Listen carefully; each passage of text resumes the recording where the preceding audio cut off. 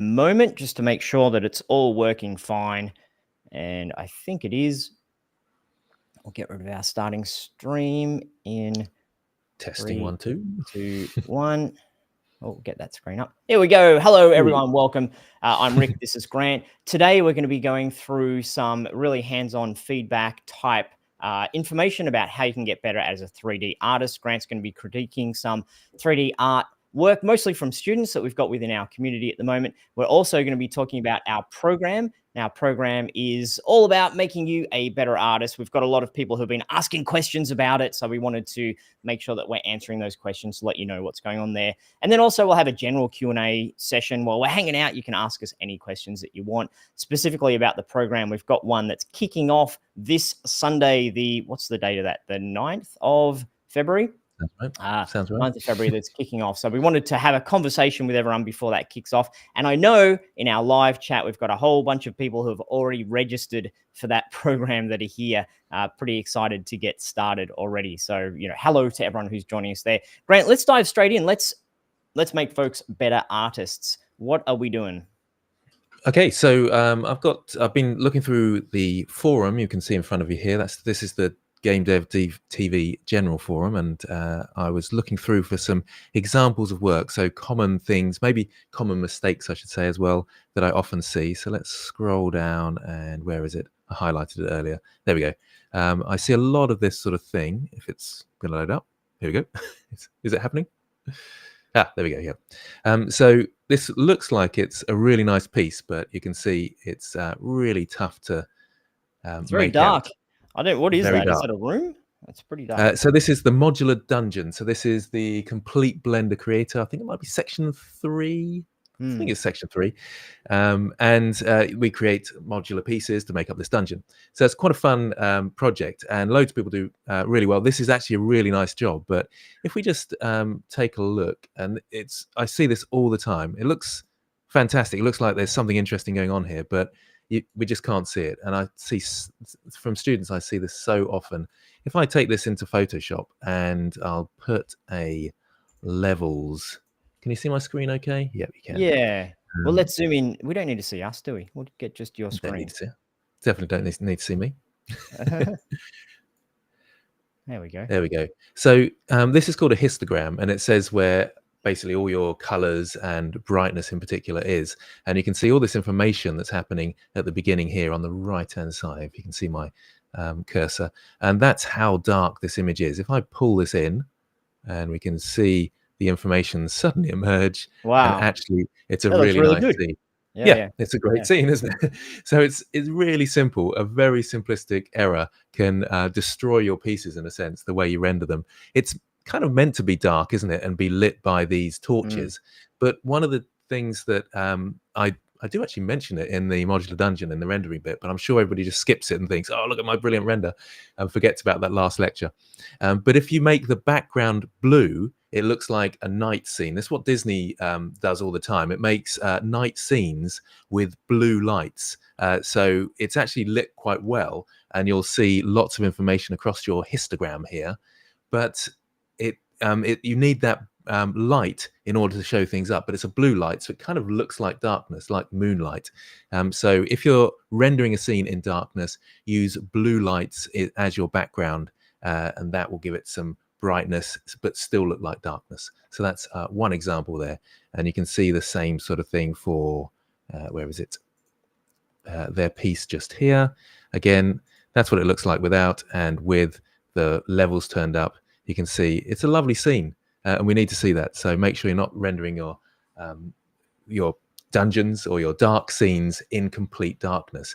You actually need some lights there. Sorry, Rick, go ahead. Wrong button. Hang on, you talk. I messed up something on my thing. So do you recommend, we'll do it this way. So Grant, do you recommend that we're doing that in Blender or in Photoshop if you wanted to get one nice render? Because you're playing around in Photoshop now just because we don't have the Blender file. Exactly. But in Blender, what specifically would I do so that it looks the right way? Yep. So if I go into Blender now, this is someone else's scene, and I'll talk about that in a moment. But if I just go out to layout, and in fact, no, in shading makes sense. In the world workspace, so this is the shading workspace in the world, in the shader editor, in the world tab, is what I'm trying to say. Let's press the period key to find our background. This has a really bright pink background, but you can change this across to the blues, and you can actually see how it's affecting the scene. It will look like a nighttime scene if you bring it over to the blues over here. Not quite as bright as this, maybe a little bit darker, and we can start to come down towards a darker scene there. But that's the sort of thing you're looking at, the world tab there, bringing the background down with a blue color. Because if you bring it across to the yellows, you can see the scene going brighter there. Bring it across to the blues, it looks to our eyes like it's darkness, but it's not. It's just blues. So you can still see everything in the scene, and that's quite important. Does that make sense, Rick? I think so, yes. Yeah. That's good. I suppose this would be a good one to jump to, actually. This is a nice example of a winter scene. Now, who was this? This was War Spawn, they're called, in the and this is from our the artist program. So I don't know if War Spawn is with us, if they can say hello in the chat, if they are. But they actually shared the blend file, which was really helpful, so I can go through a few ideas here. So let's start from the layout and just look at the objects themselves. In fact, let's just quickly, if I can, I'll just jump to Photoshop so you can actually see their piece. If I bring that in here. So this is their final render. And I think it looks really nice. I think they've done a great job.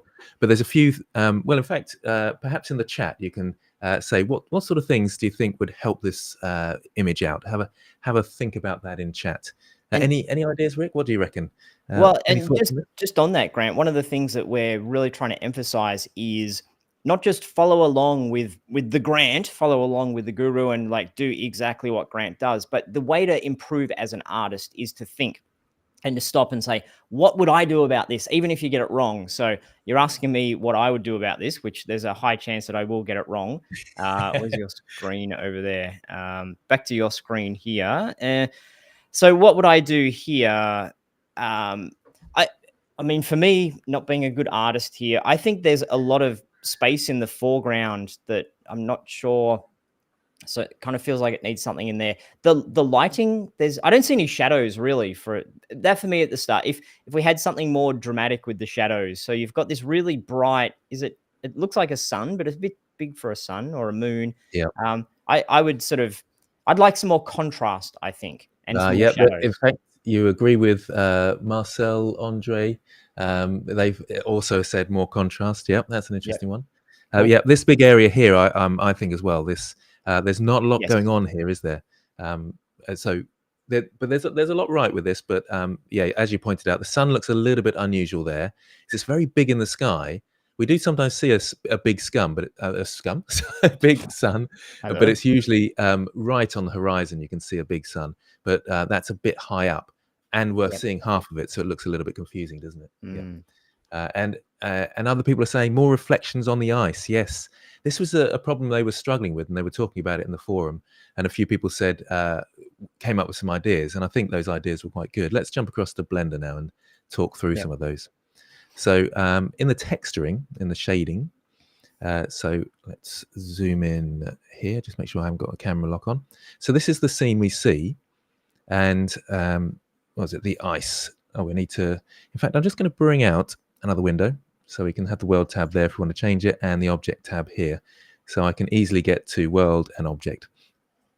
So clicking on the ice, I suggested making it metallic, but they've obviously done that, but it hasn't given much reflections. It's because they've got so much roughness on their material that we're not seeing much reflections. If I start to bring it up, we can see those reflections coming through, and we're starting to see them there. It's an interesting dilemma, though. We're not seeing a lot. If I bring it right up, we're full metallic, full roughness, and that should be really glossy, and it's not.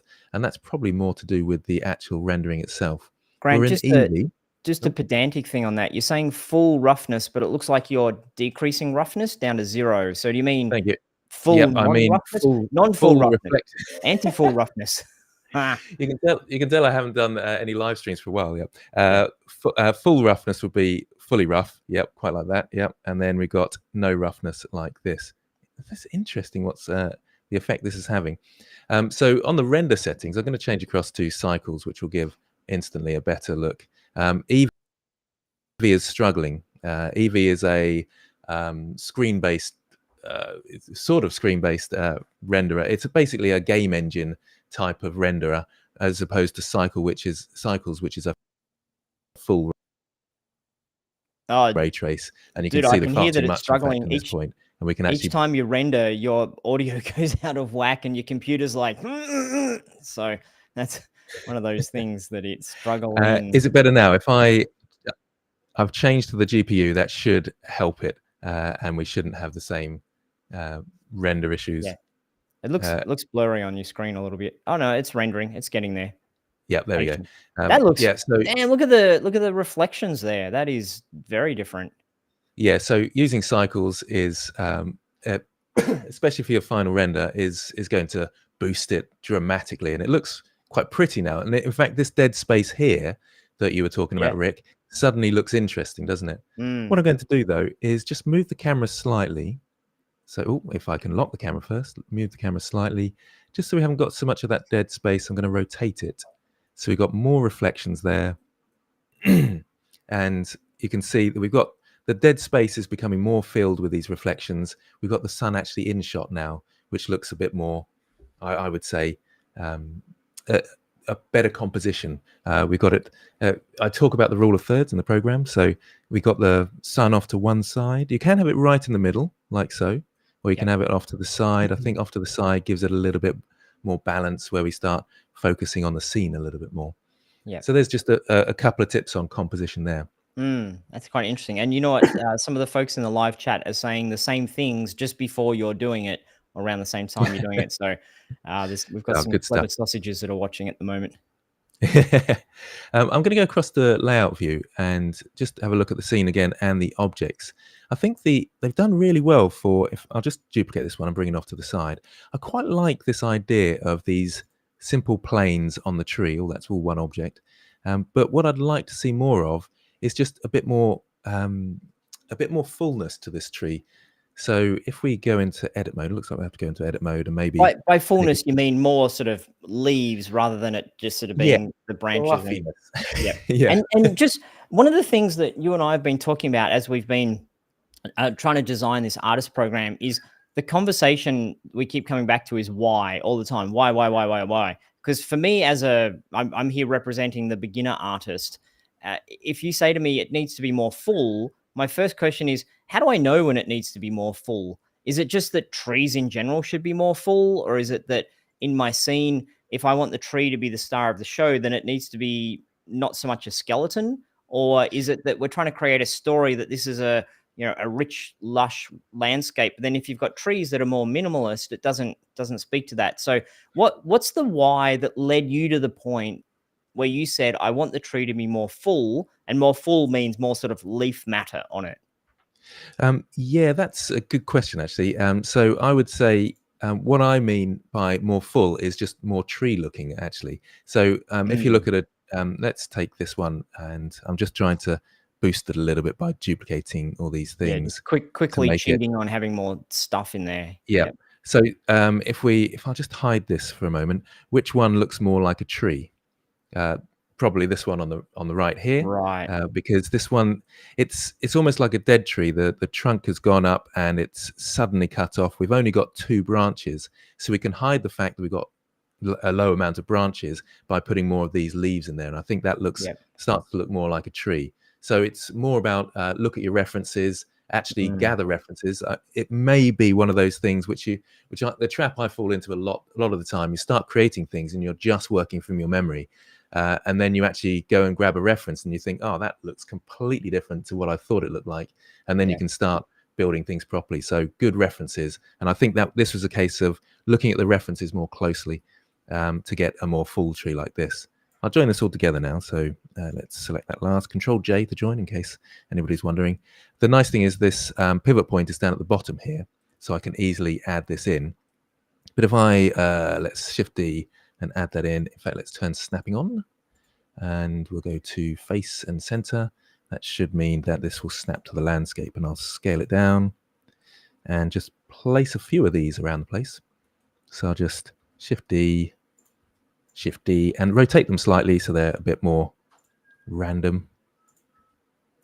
they're all going to look fairly similar. But if we start looking at our trees now, I think we've got a bit more fullness. And Yep. I'm angling them in slightly. Why do you think I'm doing that? Anybody on the chat? Why am I angling them in like this? It's an interesting one, this, and I do talk about it in the program. Where's the camera? Is this in relation to the camera? Like, is that the Yep, clue that you're giving us? yep, yep. It is So we've indeed. still got the It's camera that's heading towards the sun, and you're leaning the trees in a bit like that. yep. Yeah. I'm varying the size a little bit as well. Ooh, there we go. Not all the way. So Grant, you're getting a little bit of critiquing yourself in the chat from people saying that it looks like it's a winter scene and winter trees would have less leaves. Now that's clearly the folks who live in areas where there's deciduous trees where they drop their leaves.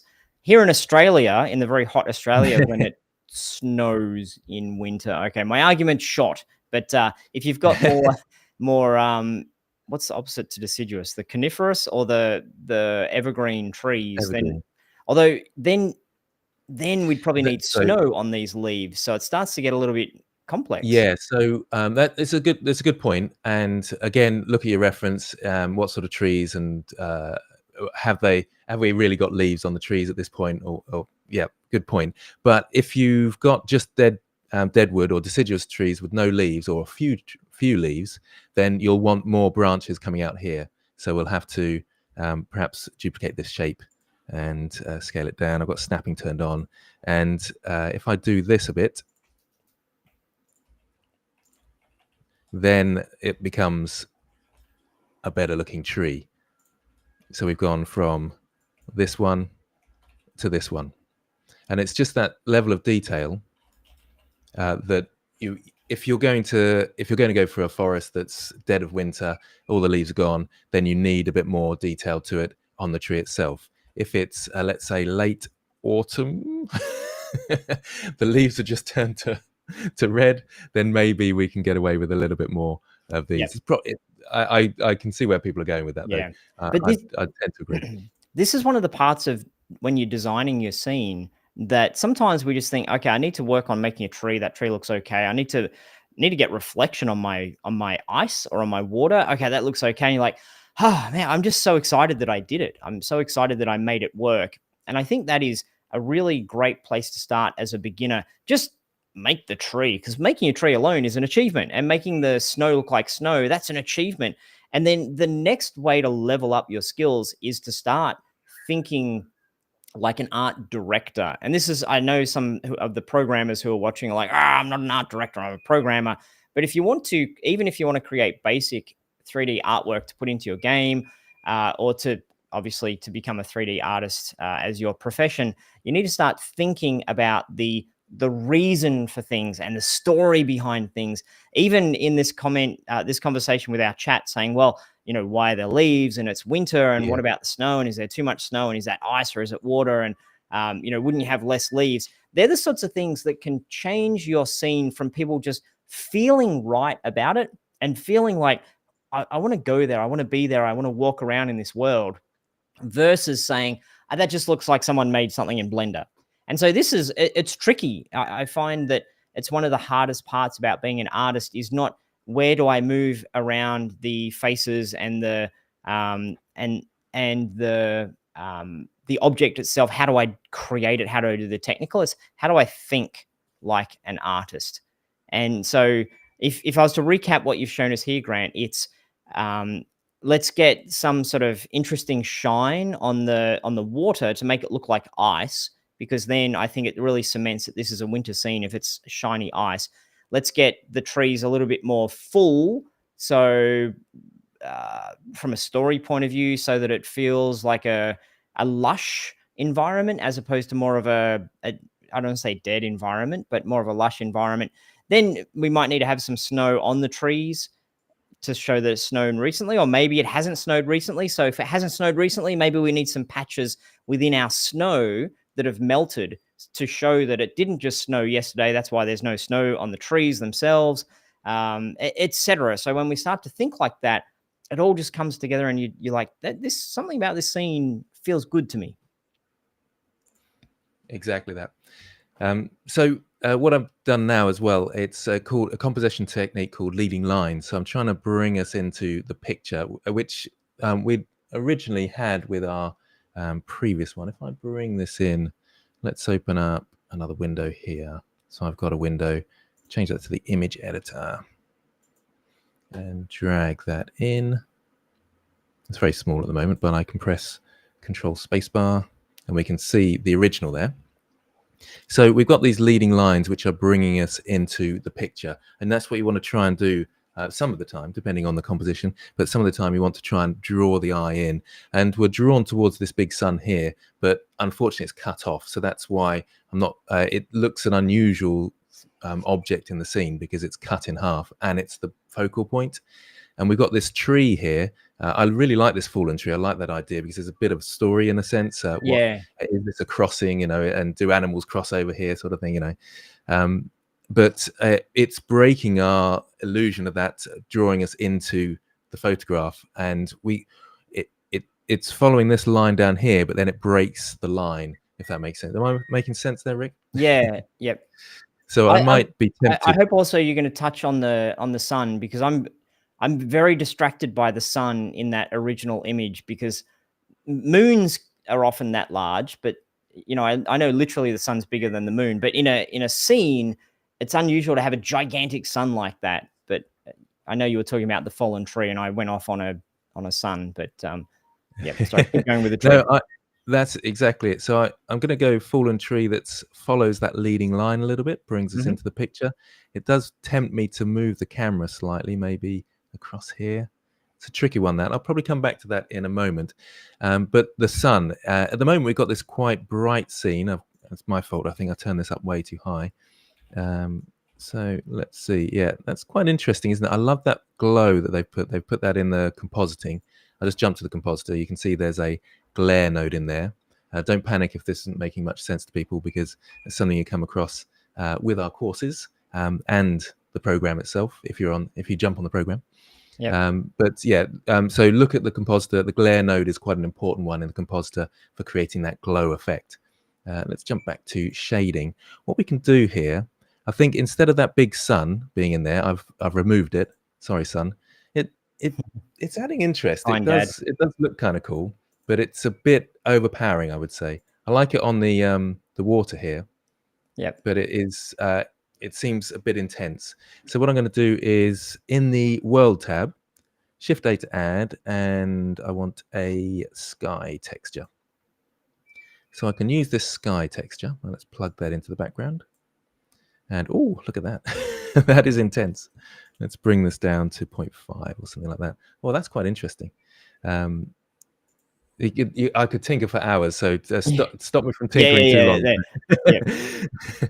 But you can see this sky texture is adding quite an interesting background now. We can probably bring that down a little bit further, and you can take this further by the elevation, for example. Bring that down so it's a really low sun. We were saying about the shadows earlier.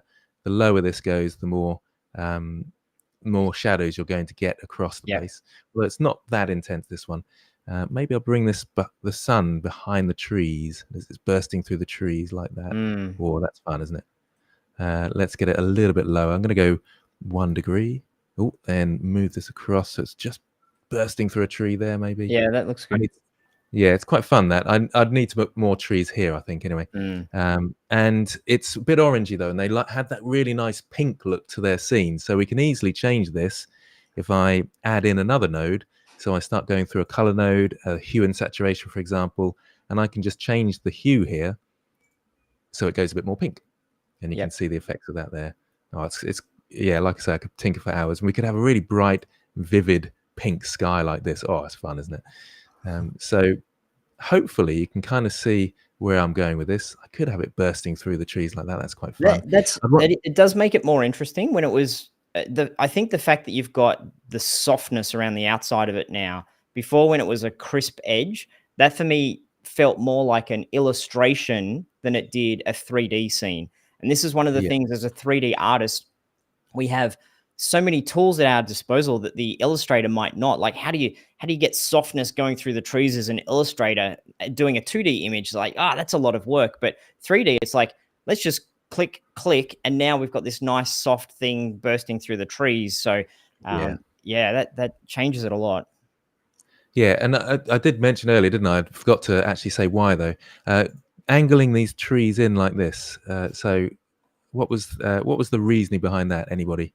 Well, Did you they get said it? leading lines. Was I paying attention Exactly correctly that. there? Yep. Leading lines. Can you see how it's sort of all leading us into this spot here? And So we've got a when you bit say of a leading lines, you're saying it leads our eyes by the lines that are in the scene. It says, "I want you to look in this direction." yeah, come into the picture sort of thing. Join me in this scene is the idea. So we've got leading lines coming this way, and the trees coming up like this is sort of framing the sunshine, as it were. Yeah. I've taken away the clouds because I felt like they were a bit distracting. Let's bring them back and see if they're looking a bit better. I feel like they might be a distraction. I'd probably want to play with the clouds a little bit and maybe move them around, experiment, scale them down, have a couple there. Oh, I've still They got feel like they snapping need to going on. be a little bit softer as well. Yeah, they're a little bit too harsh at the moment, aren't they? Yep, I'm not sure about the clouds, so I've put them in a little collection and hidden them. I Yep. think they're a bit distracting. Also, Grant, I know we've got a lot of game developers that are interested in being able to make their own 3D art assets. And when looking at this, there's a little bit of let's have the camera perfect and let's get the softness so that when we do a render, it looks really lovely. I think what I'm listening for as a game developer is saying, well, if I had a level where I want the player to just for some reason feel like I really want to run along this frozen creek, then we need to be using these same techniques of leading lines. There's a point of interest down the end. The sun down the end is kind of beckoning us to go there. The interesting reflection. So when I look at this scene, immediately my eye says, "What's down there?" And I think that's one of the really advanced skills of a level designer and the level designer and environment artist working together. And if you're a solo game developer, then you're doing all of those things, is to say, how do I have the player just feel good about running in that direction? And then if there's, say, a branch in this frozen creek, the other direction can feel more cold, and that's where we can have the branches of the trees more bare. So you look at it and you're like, that way, just something about it doesn't feel appealing, but this way does feel appealing. And then if you want to go even deeper than that, you can say, well, down the way where the trees feel a little bit more dead, the ice starts to look a little bit more dirty. And there's some sort of beast that's down the end of there that I need to fight the boss down this sort of, the boss's lair has Yeah. polluted the stream, so to speak. But over this way, it leads me back towards town, and it feels a bit better. So I think this is the nuances that as a programmer, as a game developer, we can start thinking not just how do I move my vertices around to make a character in Blender. It's how do I design, how do I think about 3D art in a way where it's telling a story, where it's communicating to the player what they should think or feel or do. And it can be as simple as saying trees with leaves, trees with not leaves. And anyone can get into Blender and make trees with leaves and trees without leaves. And so then as a game developer, you instantly have this ability to make your own really compelling moment for a player with a little bit of work in Blender and a little bit of thinking about what's the story that I'm crafting here. Yeah. That's whilst you were saying that, I thought I'd zoom out a bit because you can see the principles are still there of the level design, the construction of the scene, having these angled inwards, and we could be rowing down the river in some sort of game. Again, we want to be flowing towards a particular spot, or this could even be not a river but a pathway. But again, we're putting these things on the side, and there's an obvious pathway through. So the level design, it sort of talks to the player, doesn't it? Like you're saying there, Rick. Yep. Yep. So I think we've probably gone through a fair bit of this one, and there's a few ideas for who was it? Warspawn. That was the one who came up with this one. So thank you to Warspawn as well. If they watch this back or if they are in the chat, thanks for that. Should we look at another one? Yep. Let's go back to Photoshop. That was their original. And I just want to acknowledge, I've had some questions in the chat, people asking about how do I get better as a 3D artist, or, someone talking about, I'm trying to get work in the industry, and some people asking about the program itself. So we're going to start by, well, we're halfway through at the moment, but we're going to go through some more critiquing and giving you some thoughts on how to become a better artist. And then we'll go into the questions and we'll talk about, I know there's folks who want to ask some more questions about the program and just ask questions about being an artist in general. So we'll jump into that. Yep. This one's from Zach, and they are part of the program. They're working on their winter scene at the moment, and they've I don't know whether they've taken the advice or not, but they've got this scene, and I want a question to you all out there. How would you frame this? Where would you put the camera to perhaps give a different feeling or improve the scene? Have a quick think about that. I have a first question for you on that, Grant. This looks like one of those sort of slices moments? Like, what are they called? A diorama or whatever Diorama, it is. It's deliberately looking like a tile that's placed in a world, at that isometric view. So in terms of looking like that diorama, the camera angle feels pretty good from that point of view. Yeah, I think that's fair, actually. It's not quite isometric. It's sort of a bit low for that, isn't it? A bit low, yeah. And it has still got a bit of perspective on it. But it's got that feeling of isometric. And you generally look at a corner, don't you, with the isometric? It does have a nice construction where it's sort of angular and you are sort of going into the scene. And they've got this nice little pathway to help us sort of walk into the scene slightly. So yes, it works as a diorama. And I suppose that's why my question is a little bit off, because how can we make this better? Well, it's doing its purpose, which is to be a diorama. In fact, how can we improve it as a diorama is a question that I would ask as well. So any thoughts from anybody? I suppose that maybe I'll start, I'll work on that as well. I'm completely, this one, I look at it, I'm like, that feels pretty good. I have no idea how to make this better. Like, just the other one, there was some things that jumped out for me, but this, I look at it and I think, well, maybe a little bit variety in trees, but we do try to preach, make one thing and modify it slightly so that you're not having to make 3,000, totally separate trees. Maybe some, I don't know, Grant, this is, I'm ready to be enlightened. It's good. It's good. I think what I really like about what they've done is the limitation of the colors. They've got orange and blue, which are, if we have a look at the color wheel, where can I get a color wheel from? In fact, let's jump to Blender. That will quickly give me a color wheel if I tap on this. If you go for opposites, it works really well. It's kind of magical how that works. And especially if you've got two main colors in the scene, like this scene here, it's got blue and purple. And that works really nicely, doesn't it? And the same, if I go back to the color wheel, we've got blue opposite orange. And if I go back to Photoshop, we've got a bit of orange in there and we've got blue. So this orange really pops out. And I think someone might have mentioned it about the light sources, making it warmer. We could have a little bit more light coming from the cabin, perhaps. That might help us. But it's difficult for me to draw that in. What I would say is the actual models themselves are a little bit rigid. The trees work, and like you say, repeating the trees, that's a good idea. Notice though, they're all the same rotation. Well, this one is actually slightly different. This one, they look very, what I would have done if they're all very straight up and down as well. Like exactly, it doesn't feel like I've got some weaving through the trees. Yeah, so if we, let's say with our tree, if we had made it with our cones and we'd got a little bit more angle going on, like so, and then at the bottom, this sort of curvy nature like this, let's choose a blue line for that. Blue line, blue's not going to work on blue, is it?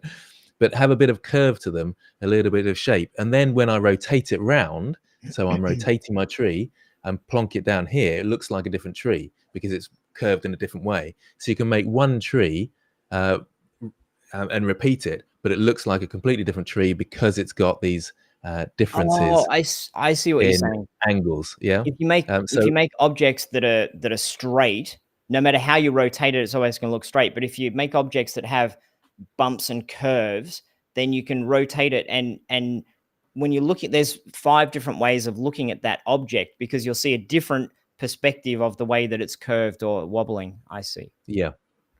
I quite like this stump here for some reason, it just it's calling to me. I want to chop Yeah. some wood in Mm. this cabin. So I like the fact that we've got chopped wood there, but can we maybe spread out some logs over here? So there's a pile of logs that are dreadfully drawn on top of each other. That's a bit more higgledy-piggledy to add and break up this sort of very symmetrical look that we've got going on Although it with our does stump feel there. like the wood chopper who lives there has taken like 2 hours to tidy up all the scattered wood, and like it's Yeah. nice and neat. He can now like job well done, and you're like, just mess it around a little bit more. Yeah, I suppose this is it, isn't it? It's make it look lived in, and it has more character when it's wobbliness. I always say wobbliness. Yeah. It's my favorite word a lot of the time. But this sort of mess that we see here with these logs, I think would help give it a bit more It character. tells And in more fact, of a even story as well, doesn't it? When you have a couple of things scattered around, you wonder, did they not tidy up when they were done? Are they in the middle of chopping at the moment? Have they gone in for dinner? But if everything's too clean and perfect, you don't ask that question. So I'm not yeah, wondering. Yeah. yeah.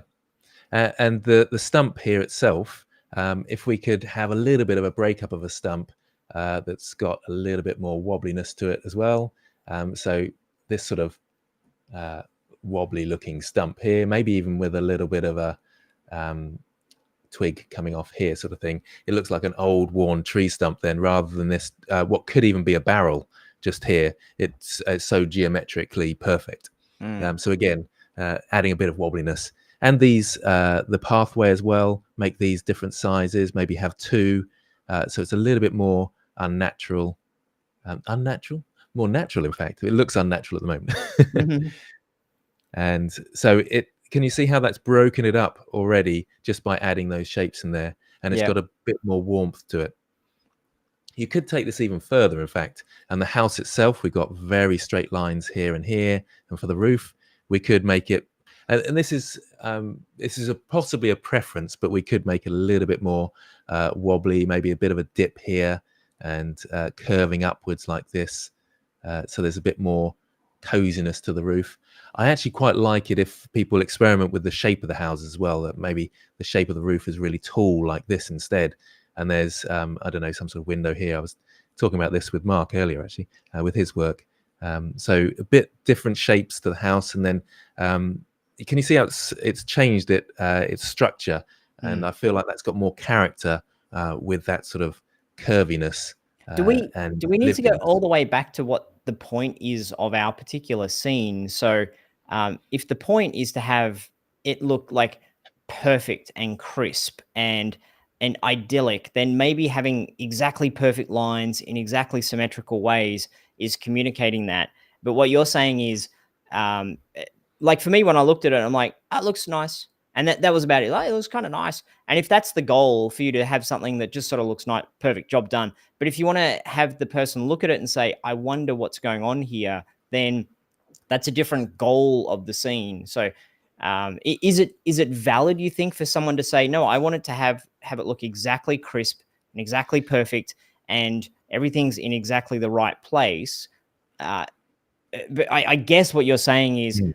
that's cool if that was your intention. But if your intention is to create something interesting, dynamic, that people are wondering about what's going on, then we need some character. Yeah, Mm. there's other ways. If you like, I seem to be annoying people on the chat here that are saying, "But what if he's meticulous? What if this person? What if they like straight lines?" Which is true actually. And if, in fact, if you've got scenes that demand straight lines, then you can break them up in other ways. Like this really harsh line here. For some reason, my eyes are really drawn to that, probably because of the orange lights, Yeah. and it clashes with the blue, not clashes, but complements the blue. So can we break this up somehow by putting something in front of it, perhaps? Putting a I'm thinking shrubbery. maybe a shrubbery. Shrubbery. Or a barrel, because you have to have a barrel in the game, and you have to have a crate and a barrel. That's very important. But we'll have a shrubbery, shall we? A shrubbery. Shrubbery. But can you see how that some sort of object? I mean, we've got the sled here, which looks a little bit isolated on its own Mm. just there. But if we have some shrubbery around it, then I think that can break up this nasty sort of shouldn't say nasty, should I? Straight lines are lovely, but they don't quite. They can draw the eye. What am I saying? Get me out of this, Rick. Straight lines are No, great. you're the one who's being mean and nasty, you big bully. Yeah, it's because it's it's a little bit distracting because it's a very crisp straight line that makes us want to. I want to hang out where that straight line of the house is. So if my eye wants to hang out there, give me some other things to play with while I'm hanging out there. I think that's it. Yeah, that's a good way of putting it. My eye wants to hang out there, so help me. What am I doing whilst I'm there? Yep, that's a good one. It is And again, also it's like you were talking when you were doing the previous one about leading lines with the trees. Those leading lines are leading us to that corner, like that corner edge of the house. There's lines. Even the path is sort of leading us. Everything's leading right to that edge of the house. So yep, if it's leading to the edge of the house, give me something to wonder about at the edge of the yep, house. yep.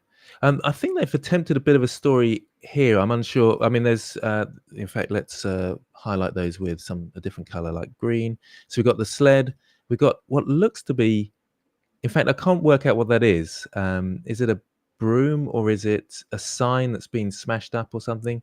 I Mm. like the again. There's a story there, isn't there, with the woodcutter's cottage. So we got some wood cutting. So there are elements there, but we need to sort of marry them together. They're just sort of isolated in these spots at the moment. And if we have a few things around them, like the shrubbery, the Shrubbery. just, I got some people like, and what the heck's a shrubbery? It's a reference to Monty Python as well. yeah, that's showing our age, I think, Rick. Yeah, I know. Yeah, that's true.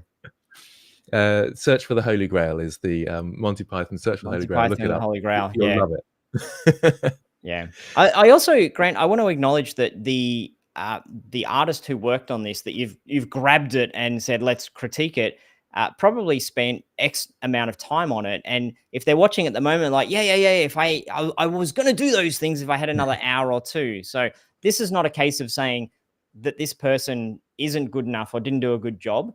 This is all part of the mechanism of improving as an artist, is taking a moment to say, what do I do next? If I have time, what would I do next on this? Or if I was to do this again, how would I try a different style? Or here's some ways to tweak it or improve it. So I want to make sure people don't think Yeah, we're crapping on this person's artwork. And that's one of the themes as well that we talk about in the program is feedback, iteration, having a thick skin, constantly saying, how do I make it better? So it's not because we're all trying to be nasty to each other. It's we're all saying, I love it. You've got it to a 7. You know what you could do to get it to an 8 or a 9? This is what you could do. exactly that. Thank you, Rick. Otherwise, I feel like the bad guy. Yeah, you are. Look, everyone knows you're the baddie, Grant. Anyone who's watched your YouTube channel is like, that Grant's a meanie. They've also rendered it from a different angle, which I think is great because it's not a diorama anymore. It's sort of a winter scene, and I like this, and I quite like this angle as well. I think it's more cozy, and we want to go inside this house. But again, there's a few things that jump out at me. This straight line here. These bricks are very straight. We could probably wobbly them up a bit because I love wobbliness. And the path, I think, is really good because that's drawing us into the house. That's a leading line, but it's blocked by this lump here. So ideally, that lump would probably be over here somewhere and kind of framing our picture. And even if you are level designing, you want to think of the pathway that the character is going to take. So don't have anything blocking or in their way. In this view, I kind of want to walk, like I want the path to go around the left of that lump and then to the door, because then I'm taking a longer path to get there. If the path is sort of more center of screen to the door that's center of screen, it feels like we're not going on enough of a visual journey through this scene. Yeah. So like even the house, I know in the program you talk a lot about the rule of thirds. The door seems to be the star of the show for me because we're leading to the door. I'm interested in going in this building, what's going on, but it's sort of a little bit too centered. So it feels like if the house was more over to the right of the scene and the entrance of the path was more on the left, then I'm being led through the scene, through the image. Yes, we could even reframe the picture like this, and then we could have the path sort of going in a bit more like that, leading us in, and then it would be on that third that it needs to be, and on the bottom third, and that's good composition. Well, I say good composition. There's no such thing as perfect composition or good composition, but it follows the rules which seem to work. Yeah. Okay, so that was Zach, who's from the program, and I think their work is fantastic. I really enjoyed that piece. But those are my sort of advice there to Do you move on. do you have one more? Yeah, one more to show us. And Yeah. again, we'll talk about the program in a moment. We've program. Just to reiterate that the program hasn't, this intake of the program, the artist program, hasn't started yet. It starts this upcoming Sunday. So we've got people who have signed up already, who are doing some of the pre-work, and the community, Discord, people are getting to know each other and helping each other out and chatting. And some people are starting to get a head start on it, but it hasn't started just yet. These are the eager beavers who are getting a head start. Yeah, I've got one from the sort of general GameDev.tv forum here, because I saw this yesterday and I thought, oh, that's a really nice version, because in fact, the isometric room course, this is the inspiration for this, apparently, according to Ghoul Mercy, I think their name is. And they've obviously gone through that course and then made it their own, which I would always thoroughly recommend, even if you might be going through the program. If you're going through a course, don't just do what I've done and say, there we go, I've finished the course. You do that, and then you make it your own. You add your elements, and they've done exactly that. So I'm quite proud of this person for doing that. And it looks fantastic, doesn't it? I really love this. And the point you're making there is really, really important if you want to have a portfolio that you're showing to someone out there in the industry. If you've gone through courses and you've made what's in the courses and you're putting it in your portfolio, it has to look different to what's in the course, because most people who are out there in the industry will recognize, oh yeah, I've seen that from a such and such course. So if you're just putting portfolio pieces where you've followed a tutorial or a course, it's not going to go as well as if you make it your own, take the lessons and then modify it. Yeah. There's a couple of points I want to make about this one. First of all, I've added a levels layer.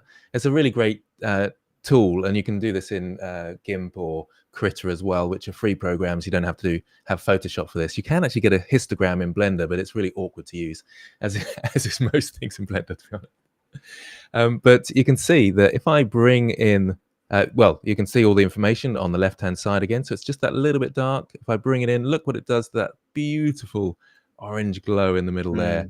It just brings it out nicely. I would say the background now needs darkening, annoyingly, but it needs a bit of contrast. Yeah. So if we look beginning and it's a simple fix, which you can change. You can do that in Blender. You can add more contrast in Blender, or you can change the gamma in Blender. We'll just brighten it up a little bit and bring this across to the side here. Because obviously I can change these things in Photoshop, but I've lost all this information on the end of the histogram there, which we could have rendered out better in the first place and then had more to play with. There's a few other tiny points I'd make with this. And because if I'm assuming this artist, they've done a really great job and wants to put this in their portfolio as a portfolio piece, then the things I would work on, you've got the texture down here, which you can, what sort of color is that? Let's get a green is going to probably be the best. Can you see the texture of the, what's going on? On the layers level. That's, schoolboy error there. Good thing you're the Blender guy, not the Photoshop guy. So looking closely at this texture, let's zoom in a bit. You can see it's very uniform, and it's a noise texture that's kind of been plonked on. And I would go a little bit further than this. In fact, I'd probably stretch it this way, and then it would have a sort of wood grain look, and probably that's all you would need to do is just scale it in whatever axes that happens to be, and they've drawn it on. So you can do that quite easily in the mapping node in Blender, and that would stretch that across, and suddenly it will look more like wood. The other thing, I'm going to undo those brush strokes. Oh, there we go.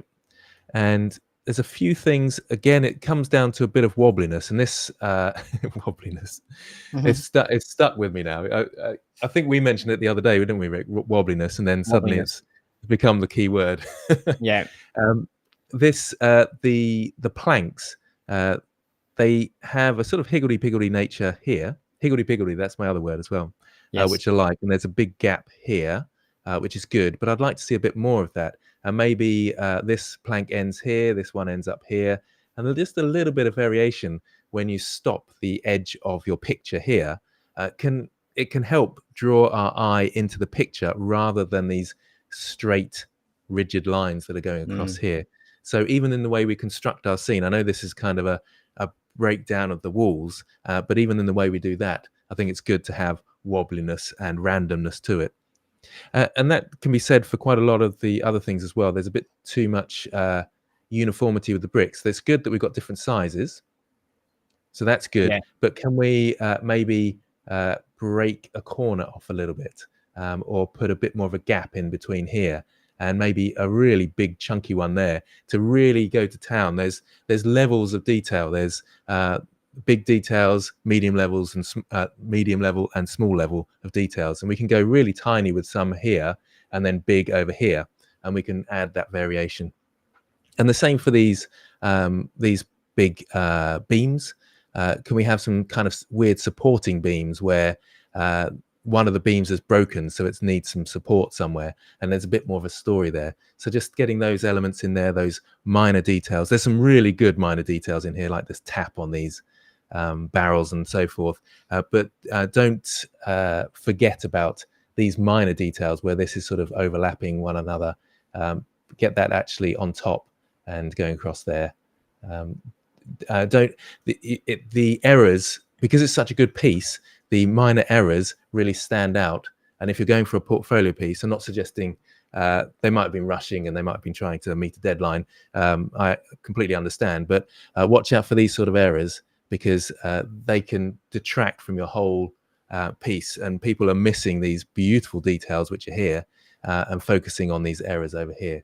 So just it's that final bit of polish and the wobbliness, the straight lines, getting rid of those, adding in these other story elements all over the place, not just in your main focal area, if that makes sense. It does. I think I was saying a lot of things at once there. It does.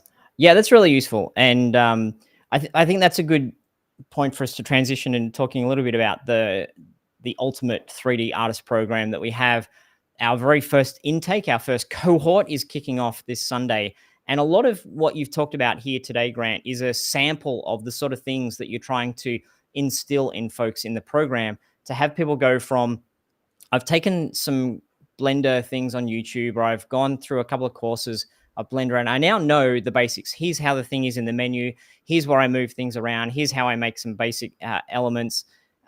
And getting to the point where people feel a little bit comfortable in Blender, but are now saying, how the heck do I know what to make, and how do I make it look better? And when I put my assets in my game, they're not looking so great. I don't know why. So to have people think like an artist, and to get the advanced skills, and to think, I nearly said think like Grant Abbitt. That's a scary thought, but to think like a 3D artist. And so for folks watching now, give me a moment. I'm just going to go through this. Let me see if I can switch my screen to your screen to me. Sorry, 1 second. If I can figure out how to do that, Grant. Do you need me to stop sharing? I just want to share mine. So yeah, how do we click over it? There we go. Yes, you just that got it. Okay, so if we jump over to the GameDev.tv website, you can see that we've got the Ultimate 3D Artist program going on at the moment. So I'll just go through this for a couple of minutes, and then if anyone's got any questions, please throw them in the live chat now. If you've got questions and you're watching this later on, then contact our support at GameDev.tv. We're happy to answer your questions there as well. So it's an 8-week program. Right off the bat, what I want to say, if you look at it and you say, there's no way I can dedicate 8 weeks to this, I'm a busy person, I've got a full-time job, that's okay. The structure of the program is, what do we do in week 1? What do we do in week 2? And even down to what do you do in day 1? What do you do in day 2? What do you do in day 3 is the structure of the whole program. If you need to space it out a little bit more, it's okay. If you've got lots of time and you want to accelerate it, that's okay as well. So it is an 8-week program. And over the course of the 8 weeks, we have live conversations similar to this one, but a lot more focused on the assignments, a lot more focused on here's what you need to be learning at this stage of your journey, how to improve. There's a gigantic amount of feedback through the community. We're working in Discord. I kind of want to throw up our Discord server at the moment so we can see in here. There's lots going on. I don't want to highlight any one particular person's comment because they haven't necessarily said, yeah, please show my comments live, but we've got people in here introducing themselves. We've got at least 100 people in there hanging out. Oh, don't click on that button, Rick. Oh, what have I done? Okay, get rid of that. Learn how to use Discord, Rick. Okay, so anyway, we've got a super thriving community. A lot of people who are watching live at the moment. Hello, excited to meet you guys on this upcoming Sunday as well. So the community part of it is spectacular. I've seen so many people talk about, I find this really hard to do on my own, but with other people there cheering me on, I can do it. Even in today's chat, if you scroll back through this video, you'll see, I forget who it was. I'm not going to take the time to go find it. Sorry, but or else you've seen me trying to find things on my screen. I'll be here forever. Is talking about, I'm losing a bit of motivation to do this, but the fact that everyone is here gives me motivation to do it. And I think I'll be able to get it done. And so there's reviews on your work, specific hands-on, here's how you need to improve, here's what you can do. There's great community support, and there is a structure to it. So you're not sitting there saying, maybe I'll work on it, maybe I won't. In week 1, we cover these particular things. Day 1, day 2, day 3, day 4. In week 2, we cover low poly characters. In week 3, intermediate modeling. Week 4, materials. Week 5 and 6, detailed object creation. Week 6 and 7, character design. Week 8, it's more about your personal, we're calling it portfolio project, but it could be the assets you're putting into your game. If you're more of a game developer, it could be you trying to work on your portfolio to get out there and to get a job. It could be you just saying, I love art and I'd like someone to appreciate my hard work. I'm not trying to do this for a career. I'm just doing it because I love it. And so that's the focus.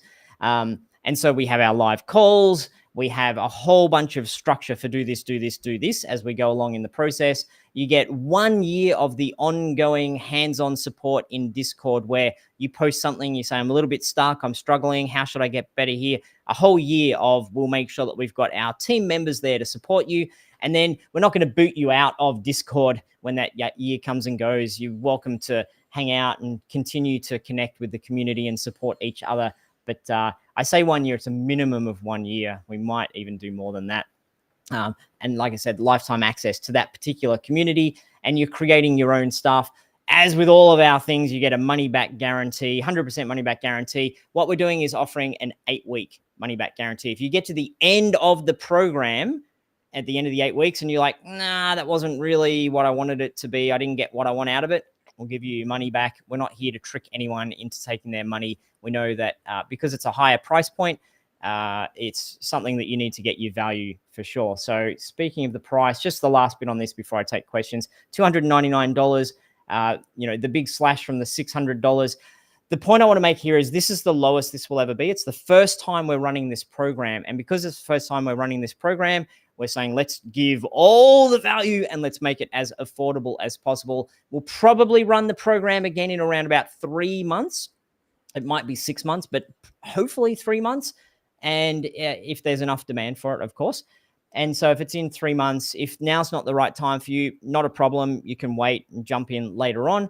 But if you think you're ready to push your skills and ability and to really take it seriously, to say, now's the time for me. I love 3D art. I want to get better at it. I want to really take this opportunity to, to boost my skills. And I don't want to do it alone anymore. I want to do it with a community. I want to have people there to support. I want to support them and to have a bunch of access to Grant. So, you can just ask him questions straight up, which is hard to do when you're seeing him just on YouTube and he's talking to you on a YouTube video. I've tried it. Grant, how do I do this? He doesn't speak back to me, but this is a chance where we can have that two-way conversation. So you can see on here, if you're watching live, you can see you've got 3 days till this particular intake of the program closes. If you're watching this not live, then the date is, Sunday, the 9th of February at 3 p.m. Eastern Standard Time, US, is when the program will close and all the participants, that's it for now. And if you're watching this after that date, then come along to this page. You can put in your email address and say, hey, I'm interested. Let me know when the next one is coming up, and we'll let you know, and we'll keep you in the loop on that. The one thing I didn't mention, Grant, is to make sure that you've got all the technical skills and knowledge and all that stuff that you need. Where is it in here? It's somewhere down here. Let me scroll down a little bit. What's included is that as a bonus, we'll be giving you access to a whole bunch of the GameDev.tv courses. So you can see, I think there's 8 courses included. we're expecting that you've dabbled in Blender a little bit, but honestly, if you haven't really done much, that's okay. You'll just need to do some of the prerequisites and pre-work to catch up. So this is one of those, let's make sure that you don't ever get to the point where you're saying, I'm not sure how to do that particular thing with characters, because we'll send you off. Go check it out in the course. You'll have this library of courses as well that you'll get. And so there's tons of value just alone those courses offer a bunch of value. So that's the full on, here's what we're up to. I'd love to take any questions now if there's any questions in the chat about what's going on. So Grant, if you've spotted any questions or if I've missed anything in my rant just now. No, that was perfect, Rick. That's exactly it. I just want to reiterate, runs with pencil. They're actually part of the course, and their comment is working in real time with other people doing the same assignments is going to be hugely motivational. And I'm already starting to see that in the server, the Discord server, where people are doing the same thing and they're all chatting about it. Where are you up to? Oh, you've done really well. I might try that sort of thing. That's what's and someone else is asking, well, what's the difference between taking this and a course? Well, that is the big difference. We've got a program. There is more to it than just our courses. There's other videos talking about art direction and so forth. There's practice assignments and things like that, as well as main assignments, and there's feedback. So there's quite a lot of difference. It's more of a classroom setting in a sense, where there's a teacher who you can access and you're going through it with your cohort, which is a really important thing when you're trying to learn, is to go through learning with other people. So that's our major difference. And obviously we've got assignments and deadlines as well. I know Rick says you can take this at your own pace, but if you're able to kind of meet those deadlines, it gives you a target and something to aim towards, and then we can talk through how everybody got on at the same time. Those sort of things can really help with your development. So that's our main difference for those people that are asking that particular question. Yeah, it's fascinating when you're doing something just on your own. I'm going to do this. Maybe it's a course, maybe it's reading a book, maybe it's a project you're working on, maybe it's making a game. If it's just you make a commitment to you, I'm going to do a particular thing. The chance of success is significantly lower than if you have other people around you who are talking about it, getting excited about it, asking you, hey, how are you going with it? The difference in actually getting to where you want to get to is gigantic. So we've had our community asking us for this sort of structure and this sort of mechanism forever. Can you give us a way that I can be working through the same sort of content with similar people to me, with some sort of timeline, some deadlines, some do this on step 1, do this on step 2, so that it's not just me on my own trying to figure it all out. And so this is a lot of the reason that people go off to school, off to college, off to university, is not necessarily that they're getting superior knowledge or teachings. Sometimes, and we're a bit biased here, but sometimes it's even a little bit out of date, because the professor, I don't know, is a little bit out of touch. That's not always the case, but that can be the case. But it's the structure. It's that you've got an assignment. So you've got to get this done. Like, pull your finger out and do this by next Tuesday, because that's when this thing is due. And you've got other people that you can ask that aren't, I don't know if you've asked friends or family, how do I do this thing in Blender? But it normally doesn't go too well. But when you've got 100 or 150 people that are right in the thick of it with you, it's really easy to get unstuck. It's really easy to get that sort of advice and that input. So, structure, accountability, motivation, people who you can become friends with, it's gigantic. What other questions we got? Lots of people talking about the price. Obviously, this is different for people. It's a higher price point than our courses. So people are, oh, well, I can't afford that. And I can understand. We've really worked hard to keep that price down. We've looked at other similar courses that offer programs, and we've tried our best. They're usually in the thousands. We're trying to keep that way down, so as many people can access it as possible. But it is more resource intensive from our side of things, so we do have to obviously put it more than our courses. But we think there's a lot of worth there, and we hope it's a low priced version of a big course is what we're thinking. It is, yeah. When we looked around at other programs of a similar size and scope and nature, not even looking at going off to a art school where you can be spending $20,000, $30,000, $40,000 on going off to art school. But we looked at other folks out there who are running online programs similar to this, and it's quite common for them to be 500, 700, 1,000, 2,000, 3,000.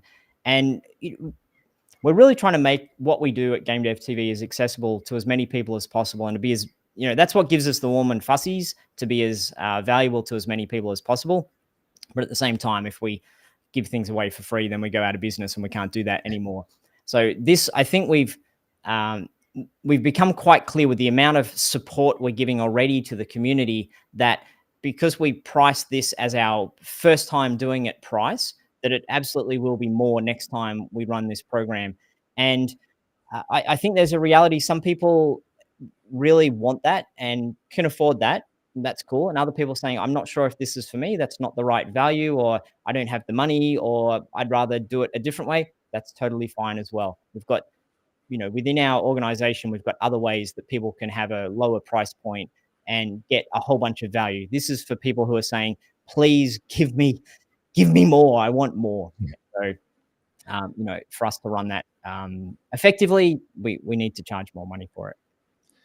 Spaghetti Syntax is really active on, so they're in the program already. They're really active. Loves everything and comments on everything. It's brilliant to see there. And they've said what we're already getting for the price is way more than worth it. So thanks for that. Thanks for your support. Yeah. And it's good to have you on board, because you've been an inspiration to others. Brilliant stuff. Yes. So you'll get to meet people like that who are fantastic and support you all the way. Yeah.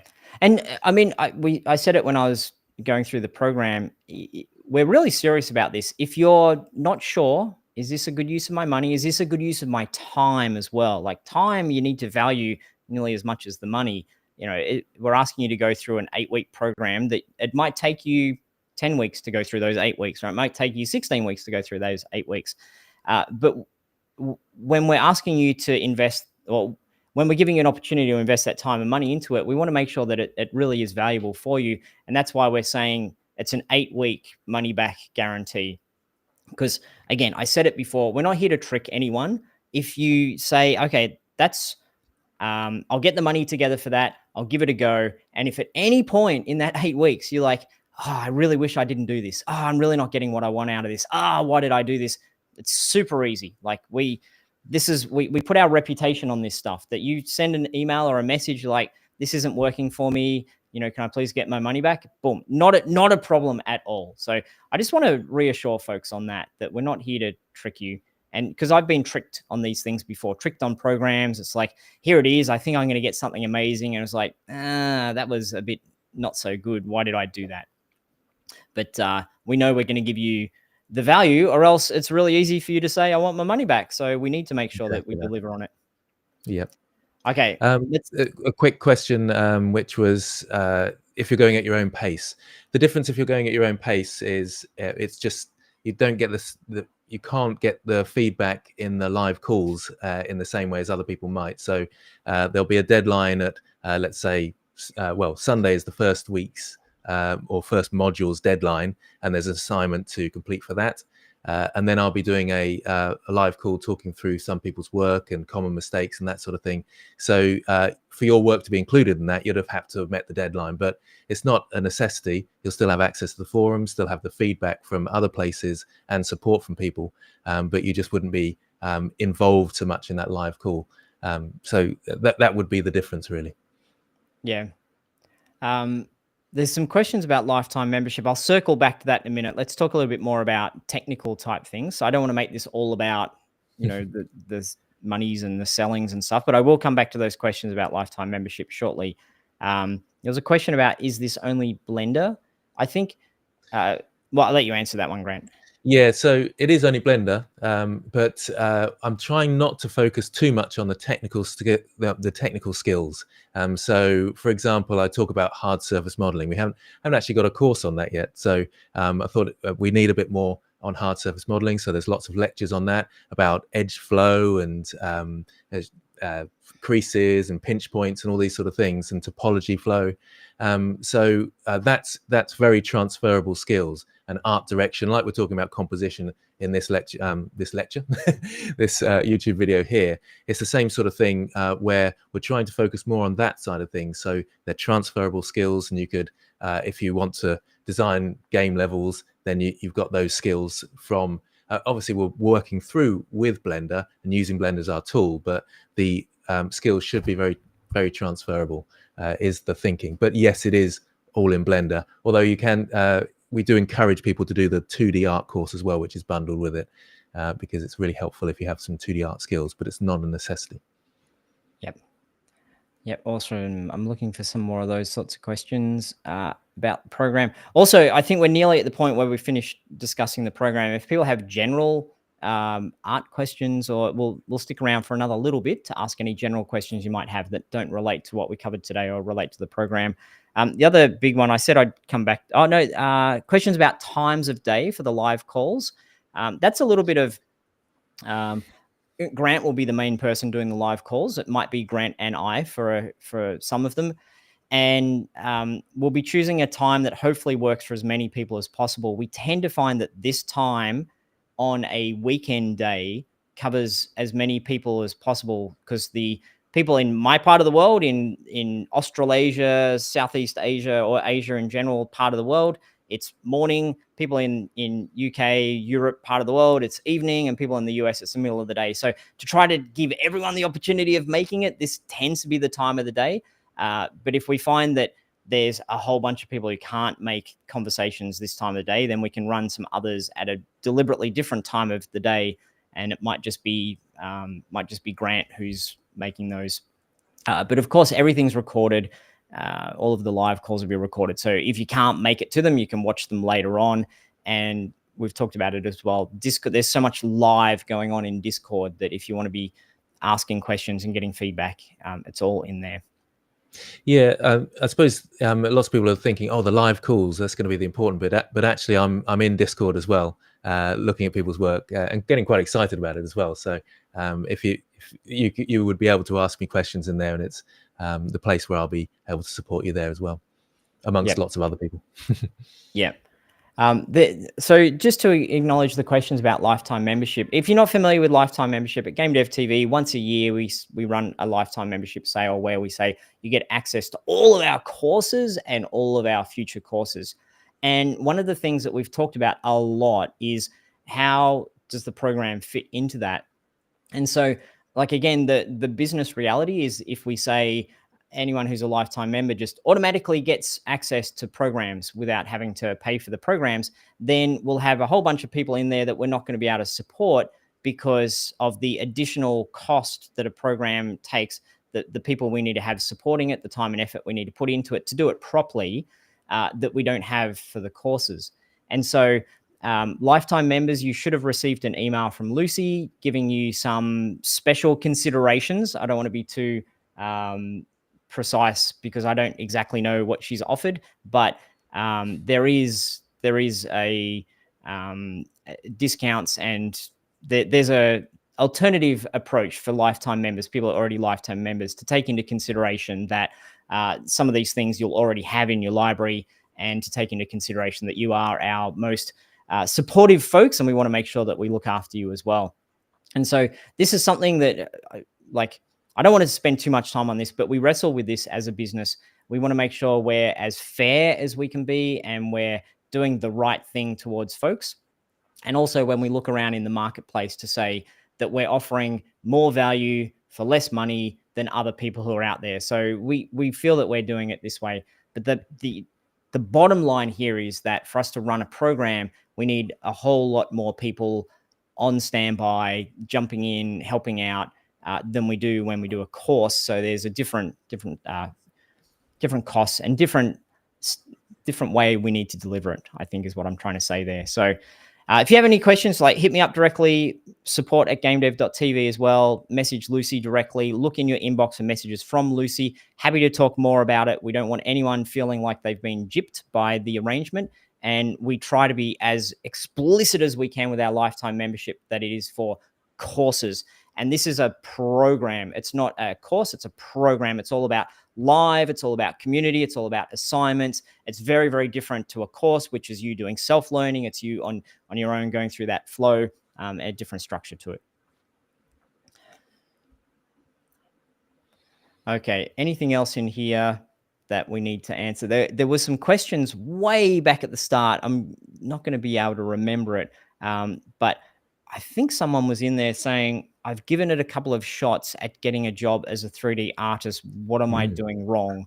And what do I need to do? And there was another one about 3D art and AI. So maybe there are two things that we can cover, Grant, because I know this is very important for someone who's looking at saying, I want to get better as a 3D artist.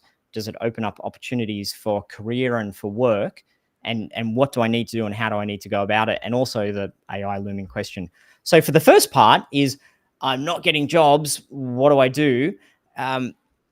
There's a few criteria here. Number one, you need to be good enough, and you need to be good at making 3D art. It's a very aspirational, creative, competitive part of of the workforce that just not everyone gets to be a 3D artist, because it's really cool and amazing to be a 3D artist and to get paid to do it. So you need to be really good. And to be really good, you need to have put a lot of work into it. You need to have practiced a lot. You need to be consistent. Every single day, you're working 2 or 3 hours at least on creating 3D art. You need to do that for 12 months, for 2 years, for 3 years. It takes time. You don't get to just go through 1 or 2 courses and then say, right, give me a job. So you need to be good.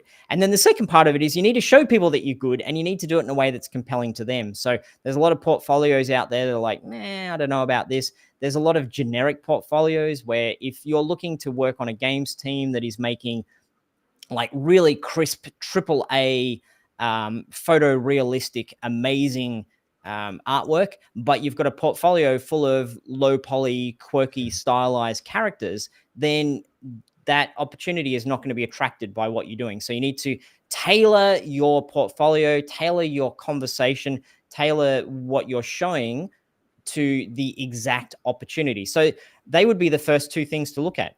Are you actually good enough? Get some independent feedback from someone. This is another benefit of being part of a community, whether it's part of our program or just the GameDev.tv Discord server in general, or just another area where people are talking about this stuff. You need honest feedback. Am I good enough? What do I need to do to improve? Where are my gaps? How do I get better?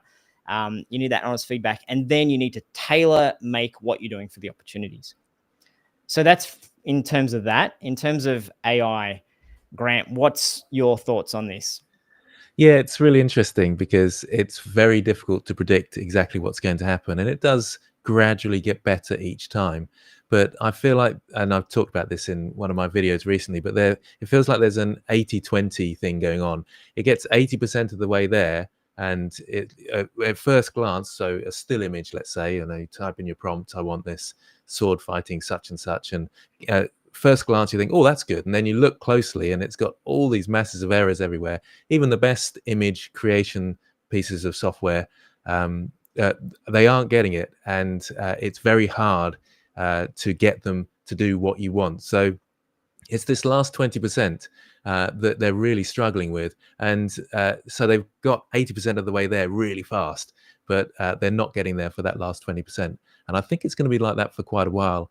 I talk to lots of people in the industry, and most people that I know in the industry are saying they're not actually, they're worried in a sense because you never know. So there's an extra worry there.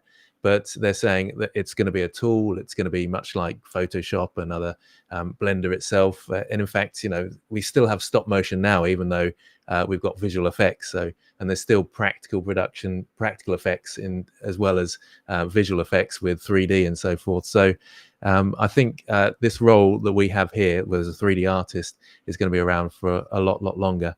And there's definitely going to be effects of AI, and we have to be adaptable, and we have to be aware of them. And I know it's one of those subjects that gets people really wound up as well, because the way it was trained and so forth. But that, I feel like that's never going to go away. And if you're angry about that, that's only going to hurt you in the long run. And it's a difficult one to say, and I get angry about it myself, because people's art has been ripped off. It's their livelihood, but we know that we're never going to get anywhere with these sort of copyright cases and all this sort of things. They're more likely to change the law than they are actually compensate the artist. So that side of things not going to happen. So be realistic about that it's going to be here, and it's going to gradually get better. But be adaptable with what you learn, be adaptable with your skills, and again, don't get angry about it. Just work with it. You don't have to accept it, don't get angry about it and frustrated and say, I'm not going to do this because of that. Then that's just eating you up. Be creative, be excited about your artwork, know that it's there, and be adaptable, but still follow your dreams of being an artist. I think are well worth it. The best advice I've received and I therefore give as well on this is you need to understand how to oversee and set the direction and make the decisions. Whereas with AI, so it's less about we'll take 2D as an example. Can you draw something spectacular? Because now AI can draw something spectacular, with a push, a numpty like me can go type, type, type, and like, whoa, without the decade of practicing concept art. However, how do I know if that's the right one for my particular purpose? How do I know if that image is the right image for my piece of marketing or my game screenshot or even my character that I'm trying to make? How do I know? Is the head too big or too small? How do I know what guidance to give AI? I think it's going to be the same for 3D art for quite some time, where you can get there and say, make me a donkey, and there's a donkey, but it's going to be a very particular type of donkey. And do you want a fatter donkey, a thinner donkey, a donkey with a bigger head, a bigger ears? And getting AI to get there and say, no, make it a little bit more like this, a little bit like this. I just need it a little bit scarier. It's hard. You can be there forever. And AI be like, come on, Rick, man, I don't know what you're trying to get me to do. I can't look inside your head. And no matter how amazing you are at prompts, you don't get there. So I think the future is going to be AI gives you a starting point. Here's a donkey. You're like, cool, thanks for that. You take it into Blender. You need to have enough technical knowledge to know, how do I pull around the vertices? How do I change the look of it? How do I change the texture? How do I give it hair because it doesn't have hair? How do I have that hair look long and flowy? And so you need to have the technical knowledge to do that. And then you need to have the art director insight to say, this looks generic and dull. Let's make the legs really long. Let's make the feet really fat. And let's make this look like a clumsy, oafy type of model. So I think that's not going away. So if you spend the time now getting good with the technical skills, you'll still need that for modifications. Even in 5 years' time, when AI is spectacular at creating stuff, you'll still need to be able to modify things. And critically, I think, Grant, forgive me for a second, a side rant for 30 seconds. I've got 2 kids, 12 and 9, and I think I really fear that AI is going to make my kids dumber because they don't have to think as much. It's like, I don't know, how shall I do my assignment? Beep, bop, beep, bop, there's the answer. How shall I solve this problem? There's the answer. So I'm desperately trying to train them and get them focused on, how do you identify a problem? How do you solve that problem? How do you make decisions? How do you become a leader? And I think the artistic world is going to go through a dramatic shift where there's going to be this absence of people who know how to think, because AI has given so many people that you don't need to think. So I think these skills aren't going away anytime soon. Those skills of adjusting and the skills of knowing how and what and setting the direction. Anyway, so as a longer rant than I thought I was going to go on. In terms of finding work, from my own point of view, I think, and lots of artists are saying the same sort of thing as well, that going for these big companies, these AAA companies, they're extremely hard to get into, extremely competitive, and they're not particularly nice to work for either. If you're getting into the workplace and you're a fairly new artist, you've got a reasonable portfolio, but you've got a lot of competition out there. Go for the indie studio, or even better still, I think, is to try and create your own indie studio with a group of collaborators, as it were. You've got a programmer over here, you've got someone else over there, and you're the artist. That's much better for you. You get a huge amount of experience. You'll fail a lot, but you'll get that experience and you'll be able to move on from there.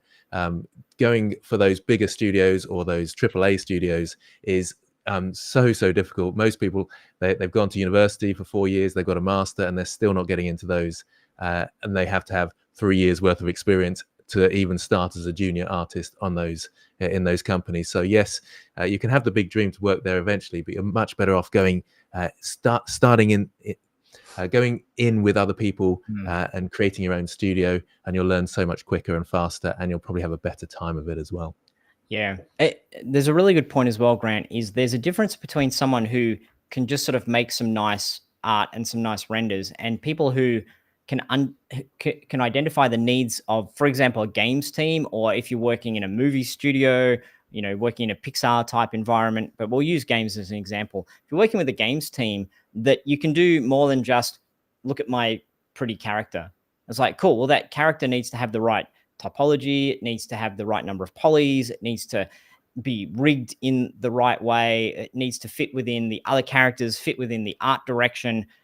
So I think there's a lot of things that you can do to show that you know how to do that stuff that make you attractive to employers. And so it's not just work in Blender and have some portfolio pieces. It's work in an engine, and you don't need to make a full-on game, but having a whole bunch of characters just walking around on walk cycles around a city, so that you can have your camera fly through them. Here's me doing a little 20-second cutscene of busy characters, walking through a busy business people walking through the middle of a city. And so that shows you can get them, and having that in an engine, having that in Unity or Unreal or Godot. So anyway, we're getting deep into this job type stuff. We will talk about those topics in the program. The program is not so much focused on how to get a job, because we know so many of the folks in the program who have signed up already are, I'm making my own game. I want to make my own assets, or I'm doing this just for fun. I'm not out there trying to get a job, or they have other purposes. So we're not so much saying this is a build your portfolio, get a job type program. It's a become better as an artist, and getting a job is just one little part of that journey. Yep.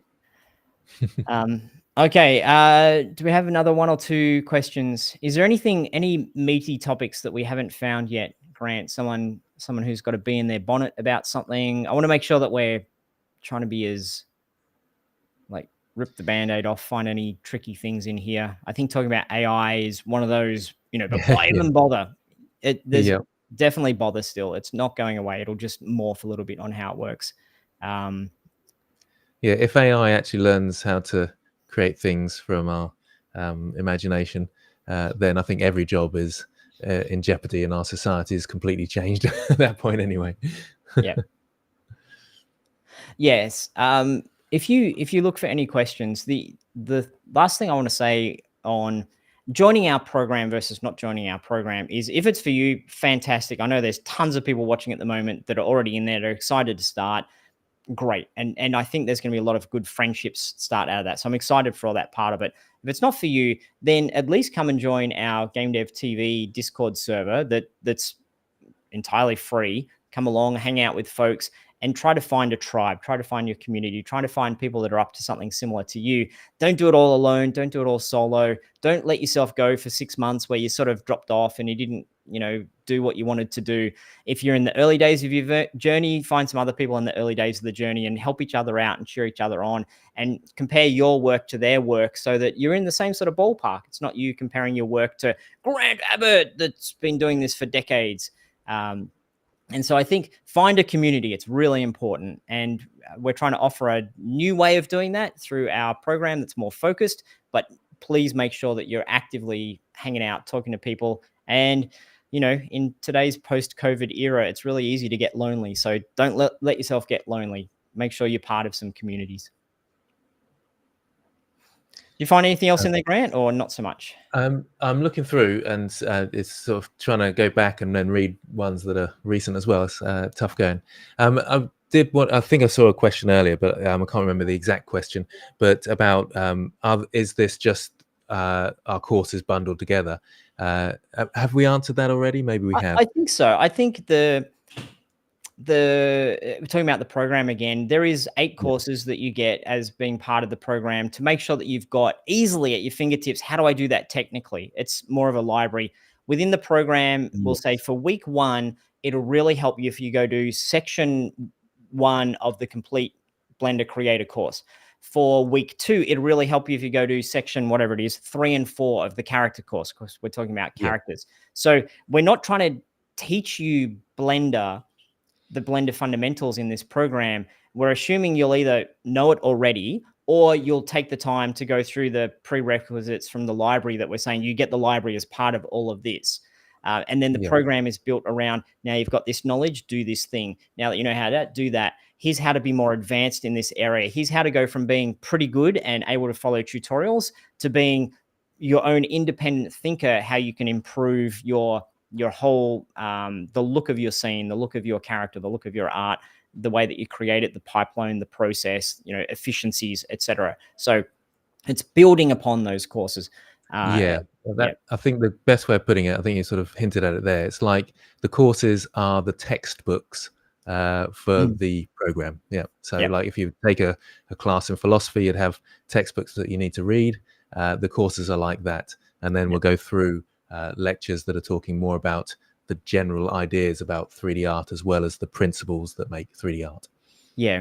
And I know we've already got folks in the program who are very beginnerish, don't know much, and people who have been working in 3D art for a long time. And so we're really trying to push each of those groups of people along at a pace that works for them. And a lot of, anytime it's self-learning, and this is all self-learning, we're guiding it, but it's you actually sitting there. I guess nearly all learning is self-learning in a way. But you put your foot on the pedal, on the accelerator, on the gas, if you're in the US, as hard and as fast as works for you. So if you're a beginner, you might be going a little bit slower and just try to get to the point where you're like, oh, I'm kind of happy with my character. Oh, that's kind of a good scene. Oh, I haven't done that before. If you're more experienced, and it's like, this is time for you to really accelerate and really do something that you've not done before and push yourself. Okay, cool. So I think that's a good time to wrap it up. Just one more reminder. I've got a little ticker I'll put across the screen here. I bet Tim Ruswick is watching and wondering if we're going to do that. If I can find it. I'm using a tool here that I don't know how to use properly. Sorry about that, kids. There we go. So this is the long link. You can just go to GameDev.tv and you'll find the program in there.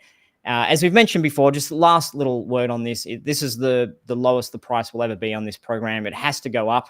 We can't sustain this amount of volume and effort forever. But for the first one, we wanted to make sure that it was a real no-brainer, and then we had a program that was super, super, super valuable for folks. So jump over there, jump in, check it out.